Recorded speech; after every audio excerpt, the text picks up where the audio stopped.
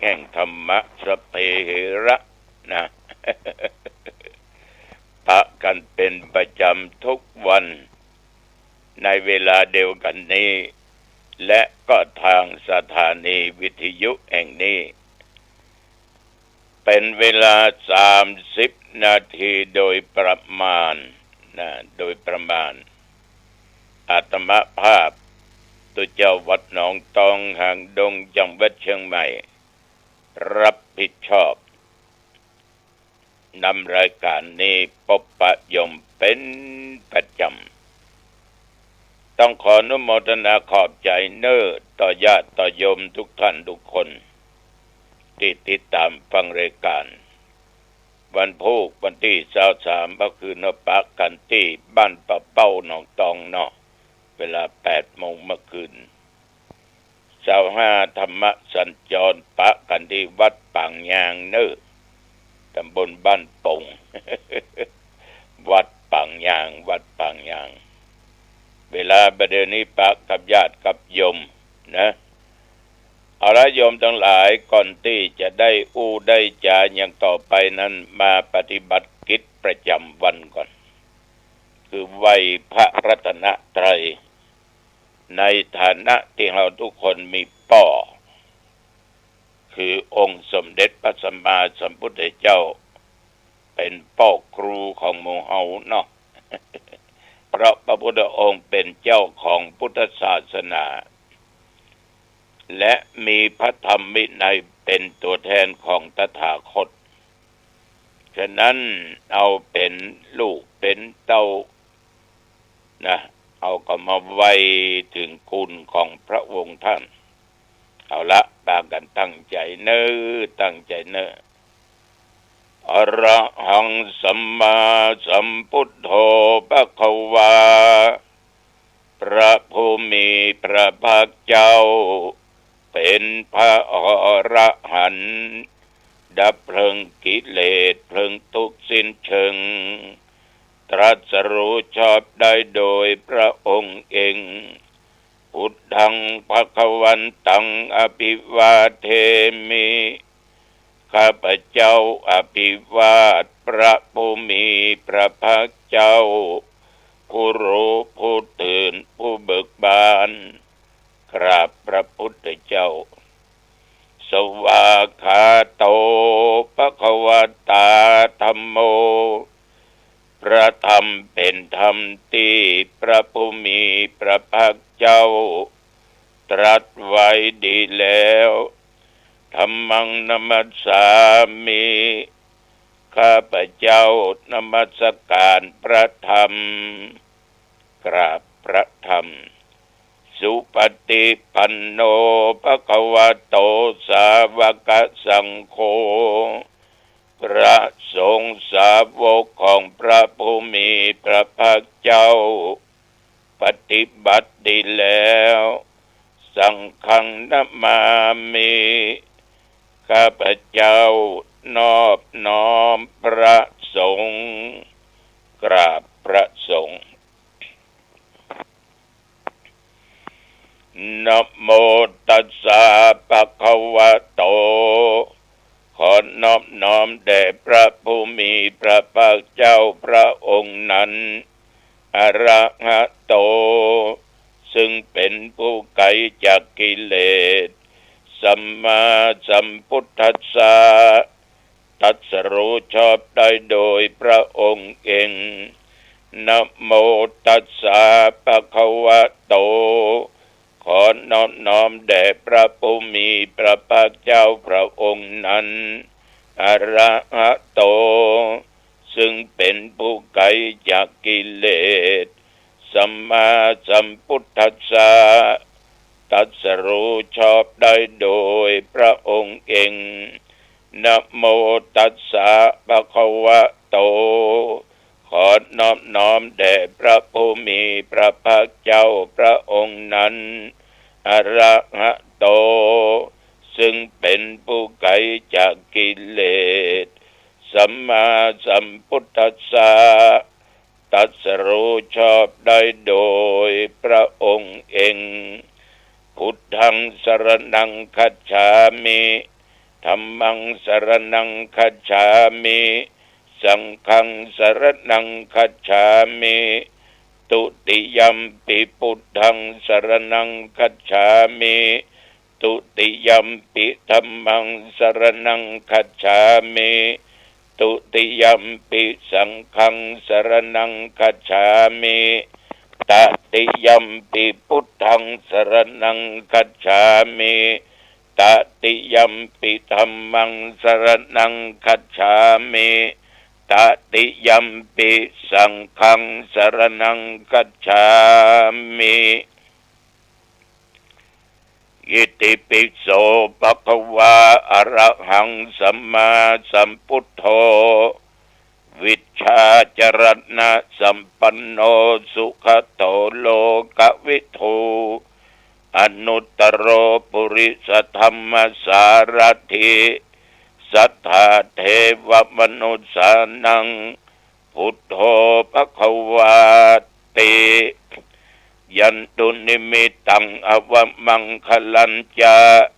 โยจามนาโปสกุณัสสะสัทโธ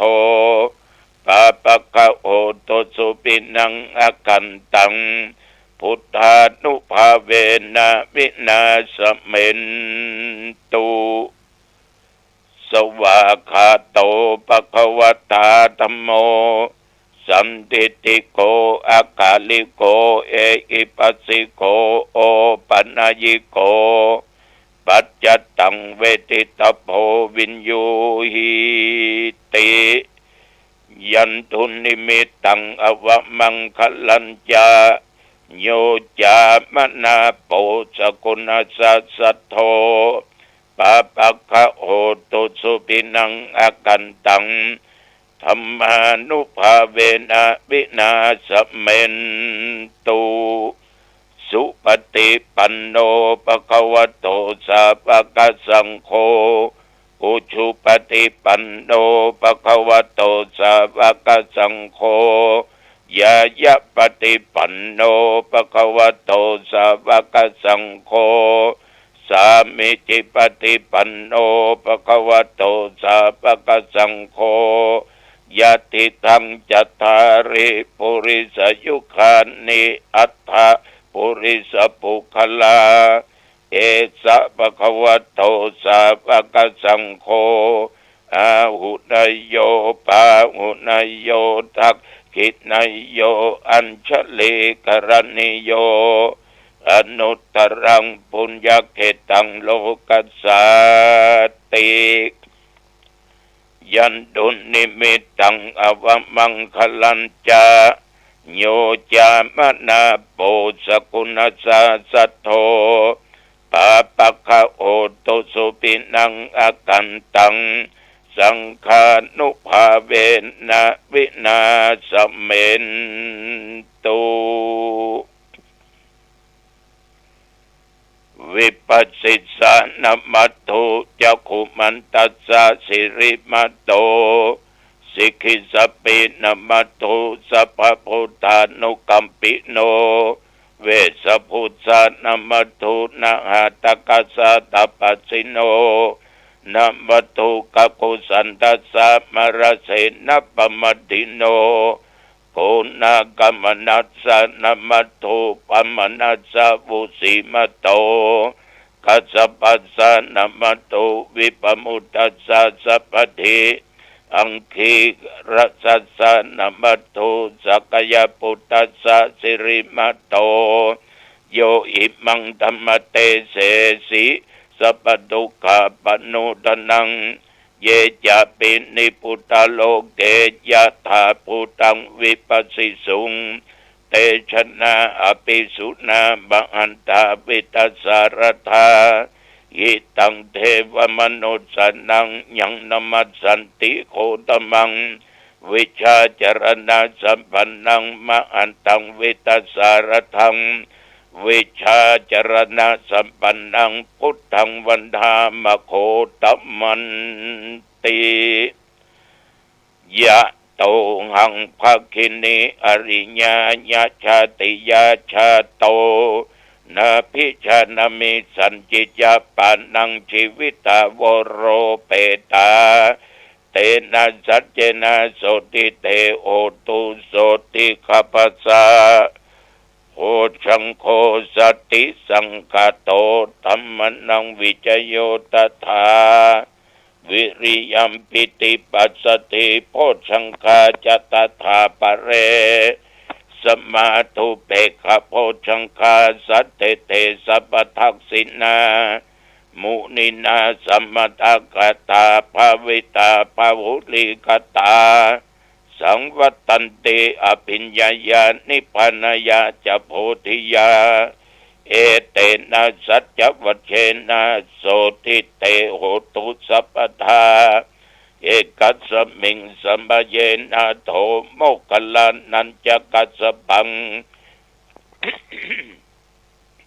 คิลันเนตุกิเตติสวาโพชังเคสตเทสัญญีเตจะตังอภินันติตวาโรกามุจิงสุตังคเนเอเตนะสัจจวัชเชนะโสติเตโอตุสัพพทาเอกทาธรรมราชาปิเกลันเยนะปิปิริโตจุนตเตเรนะตัญเยวะพนาเปตวานัสสะทรังสัมโมทิตวาจะอภัทธาตัมหะบุทธาสิทานัสโสเอเตนะสัจจวัชเชนะโสติเตโอตุสัพพทาปะยินาเตจะอภัทธาตินนัมปิมะเหสินังมัคคาหัตตะกิเลสวะปัตตานุปติธรรมตังเอเตนะสัจจวัชเชนะโสติเตโอตุสัพพทาสกัตตัวพุทธรัตนังโอสตังโอตมังวัลลังหิตังเทวมนุสสนังพุทธเตเชนะโสตินานัสสันตุปัตตวาสเปตุขาบูปัสเมนตุเตสกัตตัวธรรมรัตนังโอสถังอุตมังวรังปริลาหูปัสมนังธรรมเตเชนะโสตินานัสสันตุปัตตวาสเปพญาบูปัสเมนตุเตสกัตตัวสังฆรัตนังโอสถังอุตมังวลังอาหุนยังปาหุนยังสังฆเตเชนะโสตินานัสสันตุปัตตวาสเปโรกาบูปัสเมนตุเต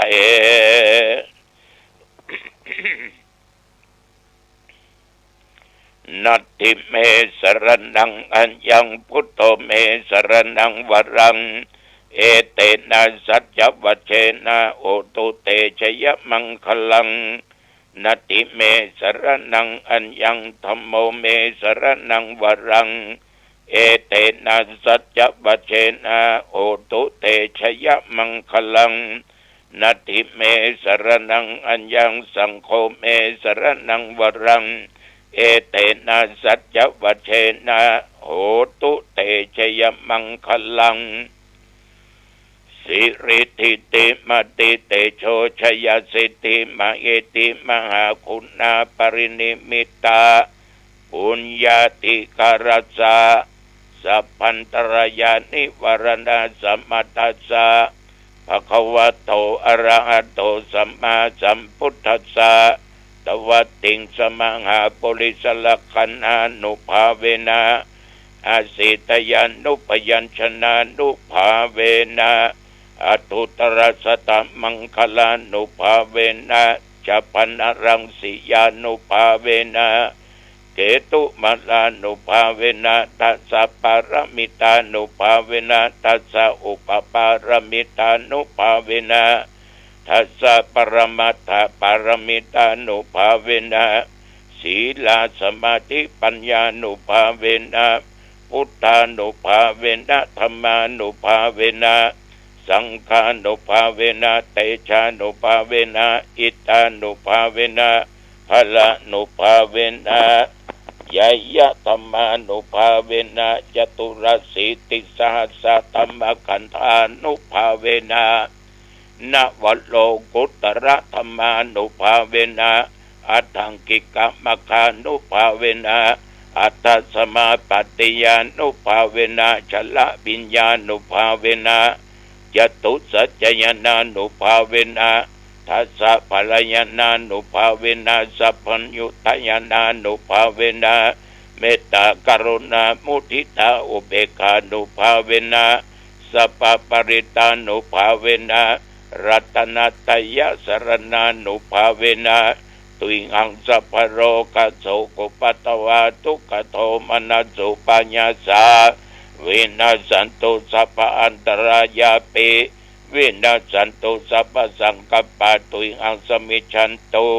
ทีกายุตาตุหังโหตุสัตตวสัจฉิเวนัสสัมมังคิโกโหตุสัพพทาอากาสภาปตะวัณภูมิคังคามหาสมุทาอารักขกาเทวตาสทาตุมเหอนุรักขันตุภวตุสัพพมังคลังรักขันตุสัพพเทวตาสัพพพุทธานุภาเวนะสัทธาสุธีภวันตุเตภวตุสัพพมังคลังรักขันตุสัพพเทวตาสัพพธรรมานุภาเวนะสัทธาสุธีภวันตุเตภวตุสัพพมังคลังรักขันตุสัพพเทวตาสัพพสังฆานุภาเวนะสัทธาสุธีภวันตุเต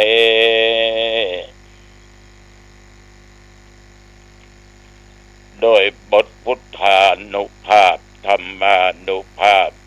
สังฆานุภาพ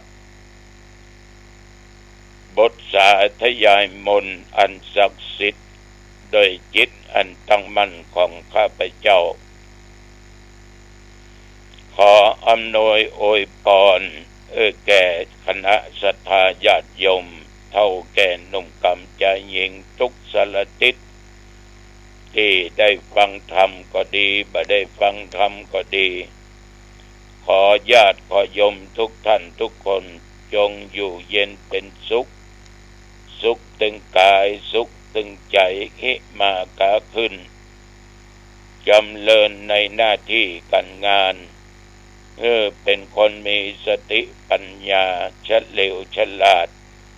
แก้ปัญหาอุปสรรคต่างๆได้เวลาญาติโยมเดินทางไปทิศเหนือใต้ตกออกขอเดินทางด้วยความปลอดภัยไปก็มีใจมาก็มีโชคอยู่ปราศจากโรคาภัยภัยกังวลอนตรายใต้เหนือตกออกอย่าได้มาคล้องและมาป่านเป็นบุคคลที่จำเริญด้วยศีลสมาธิและปัญญาอายุวันนะสุขะพละตอนอันล้ำเลิศอันประเสริฐนี้จุงบังเกิดมีแก่ญาติแก่โยมทุกท่านทุกคนขอเจริญพรกรมอุตุได้ประกาศบอกตักเตือนระวังเน้ออีน้องพานั่นนะอีน้องพานะโอ้รุนแรงหลายประเทศตามที่ญาติโยมดูข่าวเนาะ ตายก็จัดหนักเสียหายก็จัดหลายในประเทศไทยเฮาก็เดือดร้อนกับอีน้องพาเนี่ย ทุกจังหวัดในประเทศไทยเจอพิษภัยของอีน้องพาระวังฟ้าฝนนั่นน่ะโยมมันจะมากับลมมันอันตรายจังเชียงใหม่ละปูนเฮาก็ให้ระมัดระวังสายน้ำแม่ปิงมันรับน้ำมาทางเหนือฝนมันตกนักตกหนาเนาะบ้านเฮาบ่ตกมันตกที่เปิ้นตกในเวียงหนองตองบ่ลงตกหนองตองสลับปีบ่ตกสลับปีละปูนเป็นหยังเนี่ยมันตกที่อันตกที่นี่ถ้าตกทางเหนือโอ้อันตรายไหลล่องมา นักเข้าก็ล้นตะลังอันตรายละล้นฝั่งแล้วนะมีสติสัพพัญญะมีปัญญาตลอดเนิ่นอย่าไปประมาทญาติโยมนับตั้งแต่ตะวันวาเนี่ยมาจนถึงปัจจุบันบัดเดี๋ยวนี้24 ชั่วโมงตะวานี่ตัวเจ้าหนองตองกิ่งว่าไงก็นั่งปั่นปอนปะญาติปะโยมเนี่ยนั่นก็วันค่ำจนกินข้าวตอนแล้วก็ตึมไปไหนกรรมเตะทำก็นั่งอ่านหนังสือเหยียดแข้งเหยียดขาอยู่วัดอยู่ว่าค่ำมาก็เตียวอันเตียวนี่แล้วก็อาบน้ำอาบท่าก็พักผ่อนตราบลุกมาตี 4แต่เจ้าเดี๋ยวมาจนถึงปัจจุบันเนี่ยแต่ว่านิ่มไปที่ไหนสักที่พอเปิ้นนิมนต์ไปสถาสาธุชนแต่ว่านี่หนองตองก็มีฝนตกนะเมื่อใกล้เคียงก็มีนะก็มีวันนี้ก็คงจะอยู่วัดอยู่ว่าอยู่นะก็อย่างใดก็ตามญาติโยมท่านผู้ฟังในฐานะที่ท่านทั้งหลายนั่งฟังอาตมาภาพเนี่ยอาตมามีความเชื่อมั่นศรัทธาว่าทุกคนนะมีลูกมีเต้าบางคนมี 1บางคนมี 2บางคนมี 3มี 4มี 5ลูกเนี่ยสำคัญเนอะญาติโยมเนอะลูกนี่สำคัญพ่อเป็นจะใดแม่เป็นจะใดลูกก็มักจะเป็นฉะนั้นเพราะเหตุใดเพราะพ่อกับแม่มันเป็นแบบเป็นอย่างหรอก 80% เป็นแบบเป็นอย่าง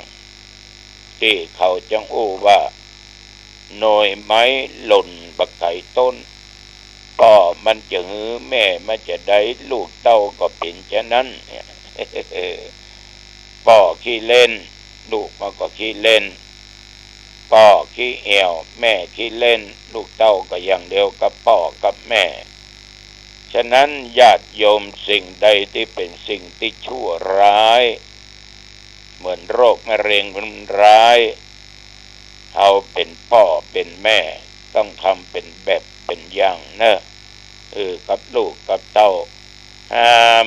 เขาเบิ่งกระทำความชั่วเขาตั้งอยู่ในความดีนะ